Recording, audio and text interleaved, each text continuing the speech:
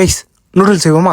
So அதுக்கு முன்னாடி நம்மக்கிட்ட இப்போ 108 சப்ஸ்கிரைபர்ஸ் இருக்காங்க, விச் மீன்ஸ் 1080 ரூபா நம்மக்கிட்ட இருக்குது. சீக்கிரம் 10,000 ரூபாய்க்கு ஹெல்ப் பண்ணுங்க. நேற்று இப்படி தாங்க நைட்டு ஒரே பசி, என்னடா செய்யலான்னு பார்த்தா இந்த மேகி பாக்கெட் இருந்துச்சு.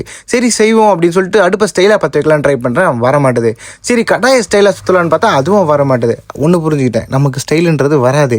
சரி அதை விடுங்க, நமக்கு இது செய்யறதுக்கு முட்டையும் இந்த மேகி பாக்கெட் இருந்தாலே போதுங்க. சரி இந்த மேகி பாக்கெட் பிரிக்கலான்னு சிசரை வச்சுருந்தா சிசரை உடச்சி வச்சிருக்காங்க. அடா பாவீங்களா, கத்தியை வச்சு பாக்கெட் கிழிச்சு பார்த்தா உள்ள என்னென்னமோ கொடுத்துருந்தானுங்க. அதுக்கப்புறமா காய வச்ச கடாயில் நம்ம தண்ணியை ஊற்றி பார்த்தா பொசு பொசுன்னு வந்துருச்சு.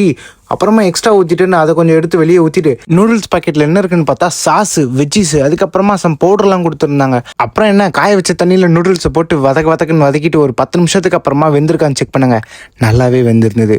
அதுக்கப்புறமா அந்த பவுடரை கொட்டினா ஒரே நெடி, ஏதோ மிளகாத்தூள் கொட்டின மாதிரி அப்படி ஒரு நெடிங்க, சுத்தமாக முடியல. கூடவே 2 முட்டையும் உடச்சி போட்டு கலரும் கொஞ்சம் தண்ணியாயிடுச்சு. பார்க்கவும் ஒரு மாதிரி தான் இருக்கும். அதுக்கப்புறமா தண்ணி சுண்ணதுக்கப்புறமா அந்த மேலே கொடுத்துருக்க வெஜ்ஜீஸை போட்டேங்க. ஐயோ இந்த அடிக்கிற வெயிலில் எப்படிங்க வேர்க்குது, சுத்தமாக முடியலைங்க. அதுக்கப்புறமா இந்த சாஸை ஊற்றிட்டு கலர்னா பார்க்கவே ஒரு மாதிரி தான் இருந்துச்சு. சரின்ட்டு ஸ்மெல் பண்ணி பார்த்தா ரொம்ப ஒரு மாதிரி இருந்துச்சு. சரி சாப்பிட்டு பார்ப்போம் என்னன்னு பார்த்தேங்க.